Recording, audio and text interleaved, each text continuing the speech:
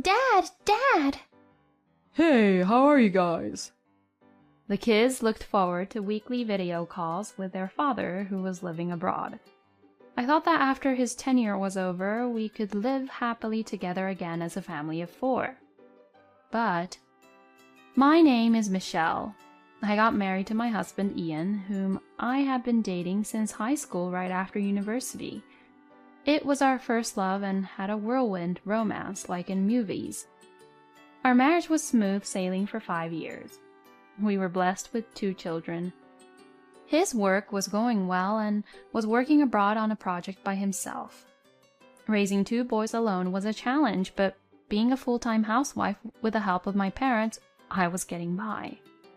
It was a weekly video call with Ian that night. The kids were excited to be able to talk with him. By the scheduled time, I, the kids, and even my parents gathered in front of the computer. It was like a big family event. To be honest, I was longing to speak to him alone about my struggles and our future plans, which I couldn't let the kids hear. Hoping I would have a chance, I prepared my computer in front of my family in the living room. Hey, how are you kids? Have you been good boys? Ian smiled broadly when he saw their happy faces. He seemed to be well and looked the same as ever. The kids were busy talking non-stop about what they'd done and asked him when he would be back. My parents also enjoyed watching their bubbly conversations. I guess that was what it meant to have smooth sailing and be happy. After the Q&A session was over, the kids were exhausted. That was just as well. Ian lived in a country where there was a 12-hour time difference. They were normally in bed by that time, but for that specific occasion, they took a nap during the day to stay up. We'll put the kids to bed. You guys can talk in private if you like. My parents were considerate and left the living room with them. I appreciated them for doing more than I could expect. We talked for half an hour about the kids' growth and future plans. And Jack finally managed to swim 25 yards the other day. He just wants to swim every day now. And Dean's doing very well in school and his teacher praised him. I'm looking forward to their future. Lately, I've been thinking, thanks to your work, we have a good life. But when I think about them growing up fast, I want them to have a little more time with you during this sensitive period. Of course, I know it's difficult. I understand, but these couple of years are very important for my career. If the project succeeds soon, it will be easier for me to come back. I'll be able to spend more time with you guys then. Let's be strong for them. He encouraged me. After that, I gossiped a bit about mommy friends and asked him about his plan for the day. Soon I reached the limit of sleepiness. My parents, who had put the kids to bed and returned to the living room, also looked tired. I'm sorry, I'm exhausted now. I have an early start tomorrow, so I'm going to bed. I thought I had hung up the video call. My brain must have shut down already because I turned off only the camera and the speaker, and the call itself was still connected. I must have looked to Ian as if the call had ended. I felt satisfied after having spent some quality time with him. Thank you guys for putting them to bed. Let's recharge our energy too. Good night. I was about to get up from my seat. Okay, one thing is done. Hello, I'm done with the family call. You can come over now. I heard Ian's happy voice calling someone. Huh? Still on the line? Apparently, someone was coming to his place. He mentioned earlier that he had to go to the project site later for an inspection. I wondered if it was someone from work. I had a bad feeling when I heard his overly sweet voice. The sleepiness that had made me feel as if I could sleep as a log earlier had vanished. I told myself that it was probably just a colleague picking him up. Hopefully, it was just unfounded anxiety and nothing was going to happen. Even though I thought so, I clicked on the record button on the screen. Ian had left the room to take a shower, and only the bed was in the view. My parents also seemed to be a little uncomfortable with the tone of his voice. He can't hear us now, can he? My mom asked in a hushed voice. The camera and microphone are off right now, so he can't. My dad warned me that it wasn't nice to peek into his privacy and that I should have turned it off. Just a little bit until he leaves for work. I want to see how he prepares for work, please. I persisted, and the three of us continued to watch the screen together. About 15 minutes later, the doorbell rang, and I heard Ian saying, "Hold on, coming." I still didn't know what to expect. There was nothing wrong with taking a shower before going to work and having his colleague pick him up.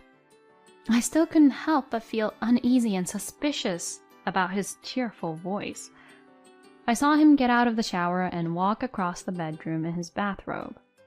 I thought to myself, oh no, it's finally happening.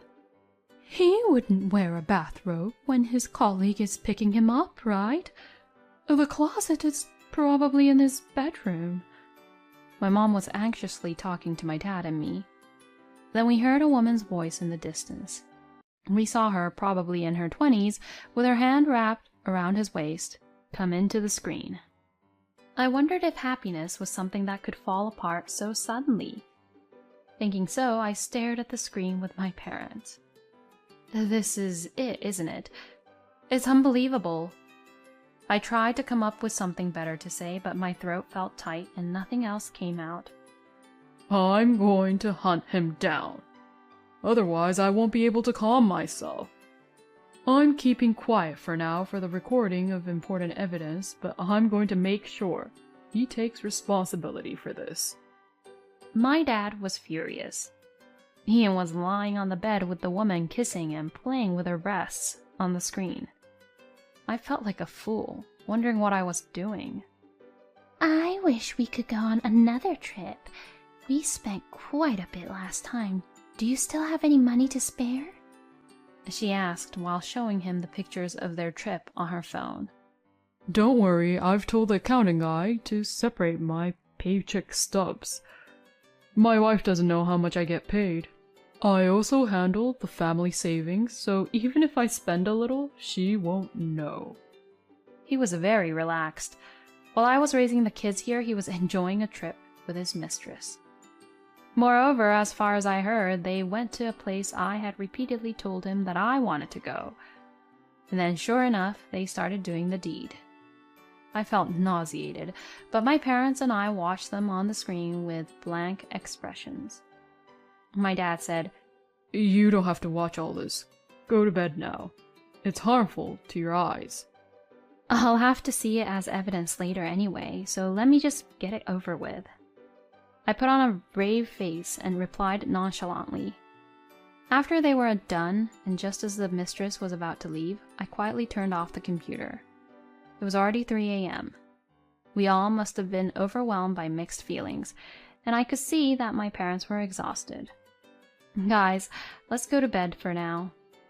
We went back to our respective bedrooms, but I could not sleep at all.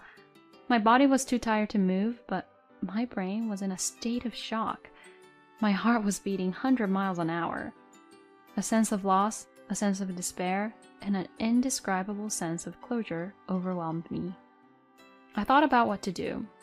I wondered if it could have been all a dream when I woke up in the morning. Who was that woman? So many thoughts were going around and round in my head. As I was fighting the sick feeling and trying to regulate my breathing, the morning came. What's wrong, Mom? You don't look well. My kids were worried. Sorry, I was talking to your dad until late and didn't sleep much last night. I made up a little lie. Your mom is tired today. Nana and I will drop you guys off. My parents took over my task for me. Get well soon, Mom. Let's go. The encouragement from the pure and kind kids almost brought tears to my eyes. I tried hard not to cry and send them off with a smile. I needed to get some sleep. I couldn't think straight. I drank a glass of water and went back to the bedroom. Ian was supposed to come back in 2 months. I had to prepare as much as I could before then, and protect my kids no matter what. I swore to myself as I fell asleep. I must have been more exhausted than I thought. I slept until my kids came back. Mom, wake up! Grandpa wanted takeout today, so we got a pizza. Hurry, hurry! Jack woke me up, and I staggered into the dining room. Mommy, are you okay? Dean looked at me worried. Yes, I'm okay, thank you. I'm feeling much better seeing you boys. Did you have fun today? I tickle them, pretending to be cheerful. Stop it! No! They were relieved to see me looking joyful. Seeing them happily play around, my parents also looked a little relieved. You can't fight a war on an empty stomach. As I ate my pizza, I thought about the future. First, I told myself to find out who the woman was, and then took a mental note to make an appointment with an attorney. There was no end to what I would have to do if I started thinking about custody, alimony, and so on. For the time being, I thought it would be best to consult an attorney. I didn't want to spread the rumors by consulting my friends. Fortunately, I was a housewife and had time during the day. After dinner, I put the kids to bed and called my parents into the living room. About yesterday, there's no point in dwelling on it. If I didn't have kids, I would have procrastinated. Strangely enough, when I thought about them, I became calm. I need your help. Then, without a pause, my dad said, Of course. While you were sleeping, I called an attorney I used to know. I know him from when one of my friends was cheated on by his wife, he said proudly. I was very grateful, but I knew it was nothing to be proud of. I turned to look at my mom. I will help you as much as I can. I trusted Ian so much, but he betrayed us. I wouldn't be satisfied if I didn't do anything. She readily agreed. I wasn't sure what she was planning, but she seemed to be enjoying the situation. I made an appointment with the attorney this weekend. Can you be there? My dad asked about my schedule, and my mom said, Don't worry, I'll watch the kids. The next day, we started rolling. We had 2 months until Ian's visit. We wanted to settle everything before then. First, I checked all the SNS. It was surprisingly easy to find out about his mistress. She worked for the same company as him. She was a secretary at an overseas branch. I went to his company and explained the situation to his local boss to get his help. His boss was at first puzzled, but as soon as I showed him the video of the infidelity, he held his head in his hands. I am very sorry. I will share the situation with my supervisor and take the appropriate action. Next, we discussed filing for divorce, alimony, and the necessary information with the attorney. The video evidence of his infidelity alone was conclusive, and I also had a copy of the bank statement and contact information of the mistress. It was almost perfect, so I was told not to worry. Of course, I had to report it to my parents-in-law.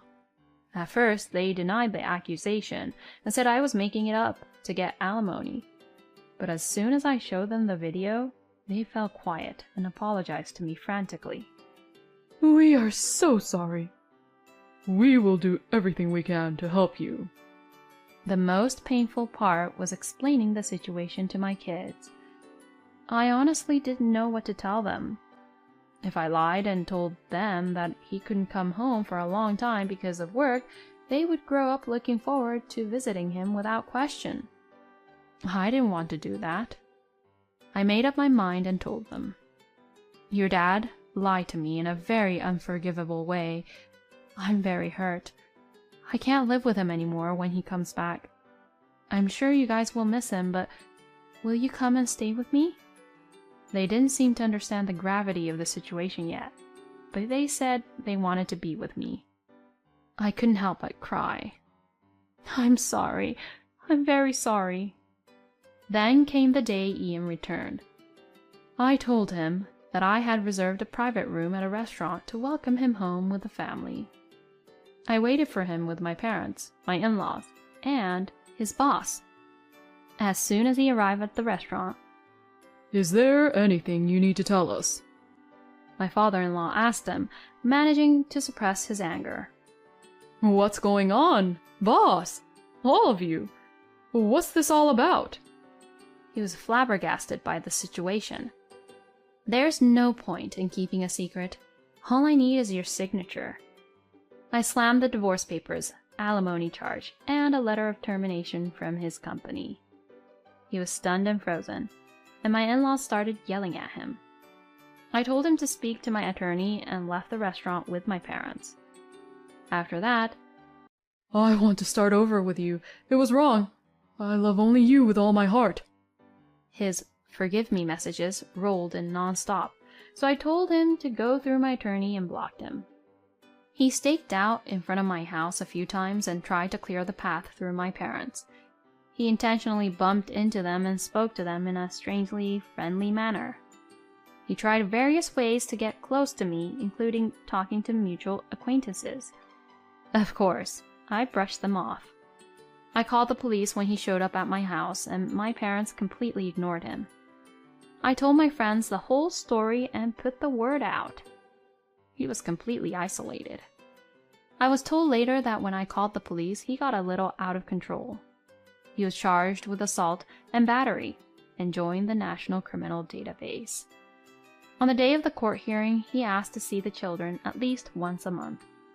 When I asked him how dare he come to see them, he shrunk and fell silent. He did have the right to see them, so if they asked to see him, he was allowed to do so with me present for a limited time. Since he came back, he had been having a pretty spectacular time. He lost his family, was disowned by his parents, and was eventually laid off from his job. He was living on the edge while working part-time jobs to pay alimony. The salary he lied about and the savings, which were used up in the end, were used against him to make up a considerable amount of alimony.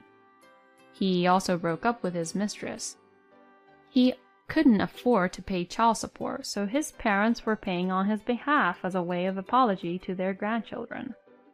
He was seeing the kids in the beginning, but as they got to the age when they understood what had happened, the less often they asked to see him. From the day I found out about his affair to the day of divorce passed like a storm. It's a funny story now. To be honest, I don't have an ounce of sympathy or sadness for him anymore, no matter where he is or what he's going through. As for me, I invested the alimony in stocks and was very successful. I was able to send my kids to college without any difficulties. Now that my kids are independent, I bought a small house in the countryside and I'm enjoying a slow life by myself. What I enjoy most now is seeing my adorable grandchildren. Although it's not a convenient place like the city with everything you need, it has a lot of nature, clean air, and a very pleasant community. I don't have a lot of reasons to go to the city, so I'm satisfied with this tranquil place. I have a family who loves me very much. My sons come to visit me with their families during the summer vacation. I spend my days thinking, I'll never want to give up this happiness.